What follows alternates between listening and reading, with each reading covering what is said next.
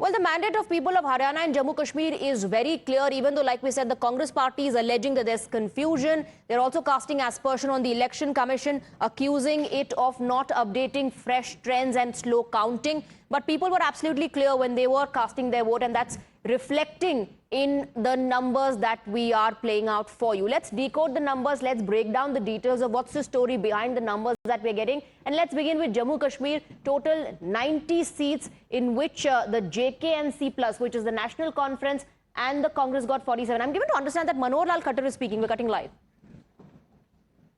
इतना ही संक्षेप में कहना चाहूँगा कि जो चीज़ जनता ने महसूस की कांग्रेस के भ्रम में नहीं आई है। यहाँ का लोकतंत्र, हरियाणा का लोकतंत्र बहुत ही परिपक्व है, जनता बड़ी परिपक्व है और जनता ने एक हमारे कामों पर, मोदी जी की नीतियों पर एक मुहर लगाई है और मैं इसका श्रेय जनता को देता हूँ, भारतीय जनता पार्टी के कार्यकर्ताओं को देता हूँ। सर, सारे चुनाव पूर्वानुमानों को धत्ता बताते हुए ये बड़ी जीत हुई है, क्या कहेंगे? पूर्वानुमान जो लगाते हैं ये उनको इंट्रोस्पेक्शन करना है कि किस आधार पर कैसे पूर्वानुमान करते हैं। पूर्व अनुमान जो हैं वो जनता अपने मन की बात सबको बताती भी नहीं है और जिस प्रकार के पूर्व अनुमान हैं बहुत बार पहले भी फेल हुए हैं, इस बार भी फेल हुए हैं और थोड़ा सा गहराई में आप लोगों को जो भी करते हैं पूर्व अनुमान उनको करना चाहिए। क्या लगता है कांग्रेस कहाँ फेल हो गई?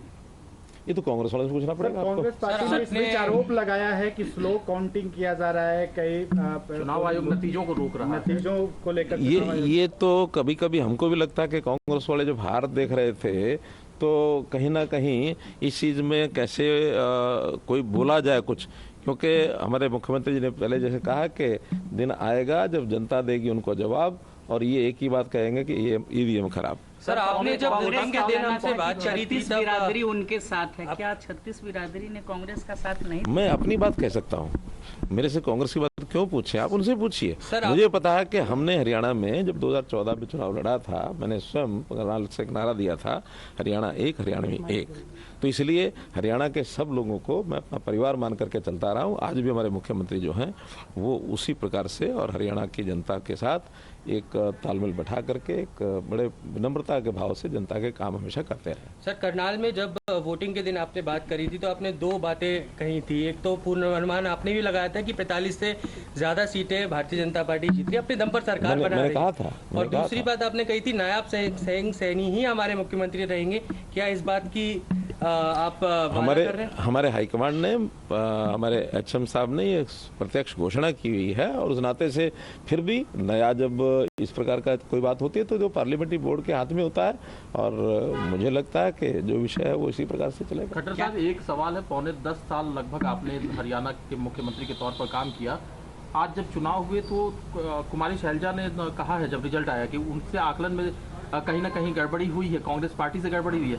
क्या शैलजा और हुड्डा साहब के बीच जो मीडिया में भी चल रहा था कि कुछ न कुछ तनातनी है, उसका असर भी पड़ा है?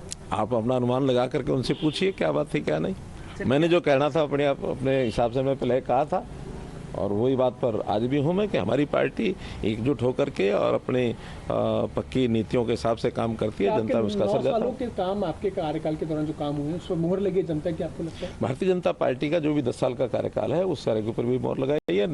हमारे केंद्रीय नेतृत्व मोदी जी की जो 11 साल केंद्र में हो गए हैं, उन्होंने जो उनकी नीतियां हैं और केंद्र की जो हमारी उपलब्धियां सब मिला करके और भारतीय जनता पार्टी की नीतियों पर, हमारे नेता के काम पर, हमारी नीयत पर, सबके ऊपर जनता ने मोहर लगाई। क्या सर उप मुख्यमंत्री भी भारतीय जनता पार्टी हरियाणा में होंगे? धन्यवाद।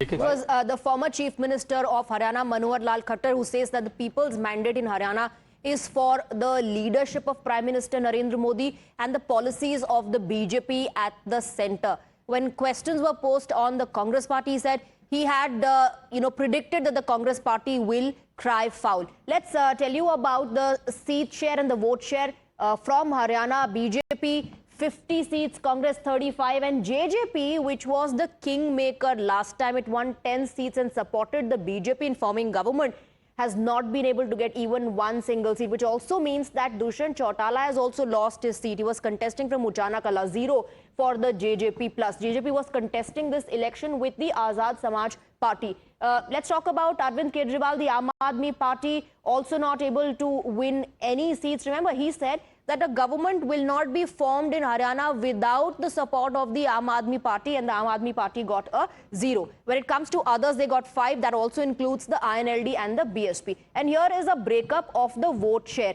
So BJP's vote share as per the numbers is 39.33%. Congress's vote share is more than the BJP, 1% more, 40.15%. Even though no seats for the JJP, their vote share is 1.13%. And for the Aam Aadmi Party, again, 0 seats, but their vote share is 1.71%. Others, look at their vote share.